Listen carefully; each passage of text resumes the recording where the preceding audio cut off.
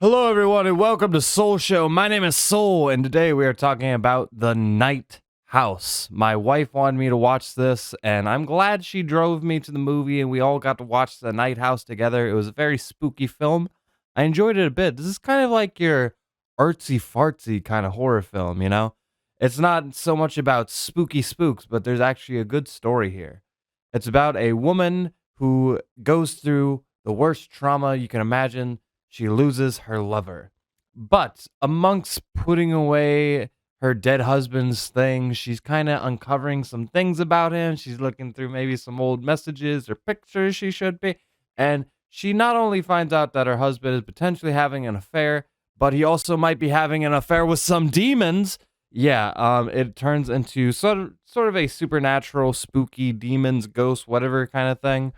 And that's on top of her actually going through a very serious mental breakdown, a midlife crisis of sorts. And that's all from the banger acting job from Rebecca Hall.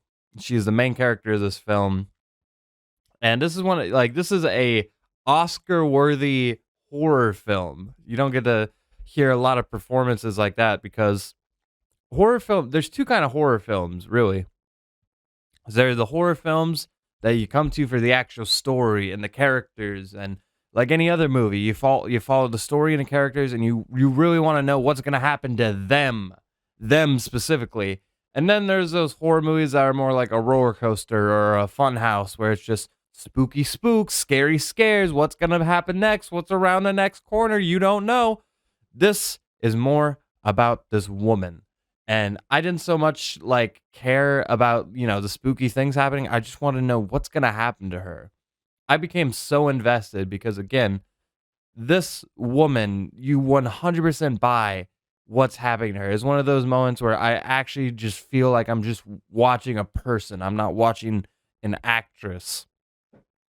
And everything about it just felt so real. And, because there are those moments where she's doing some dumb shit. She's practically begging a demon to come in and fuck her. Just fuck her day up. And she just is all about it. And there's a couple bad ways that could have gone. One, it would have been like every other horror movie where I'm like, you're so dumb. You're so dumb. Get out of the basement.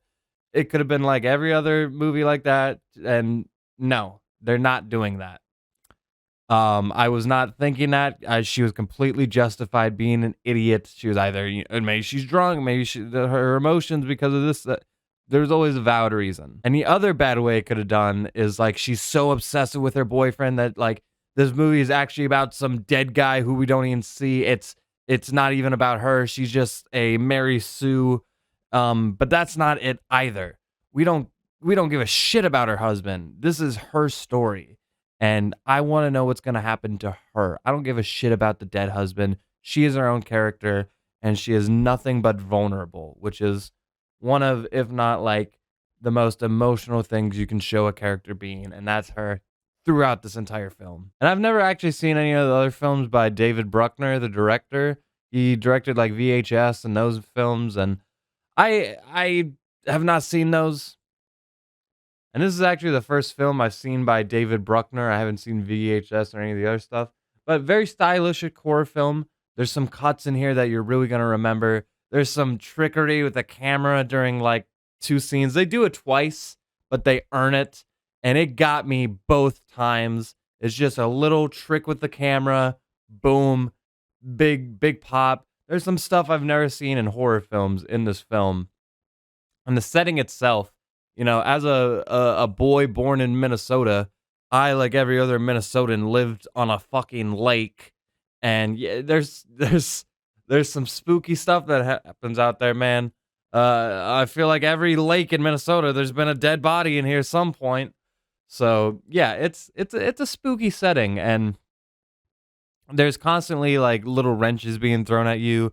The neighbor might tell you some tidbits of information that's gonna drop you on your ass. She's gonna like pass out and wind up on a boat in the middle of the lake.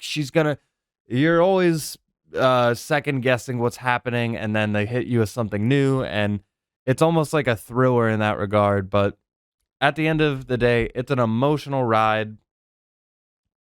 I think I don't like it as much as some people do. I know some people are comparing it to like Hereditary, and I kind of feel the same way I do about that film as I do this one, where it's just the supernatural stuff almost feels like it's getting in the way of the almost better story here. And the ending again, same thing with Hereditary. I felt like the things I cared about were being shoved in the background for the supernatural bullshit I don't care about. And that's okay. You know, the what's happening with the supernatural thing is cool. That's cool for a different movie. I just feel like it's not as important to me. But it's a hard film to really find complaints about. This is a chef's kiss movie. Very good. I think any other horror fan will like it. I think if I showed this to like if you're like 14 and it's your first horror film, it's gonna knock you on your ass.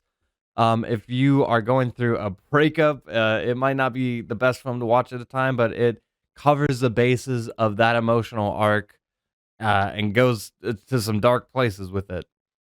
I really enjoyed this film. I really did. I'm going to give The Night House a 7 out of 10. Very good film. Please, if you enjoy film reviews, this is the channel for you.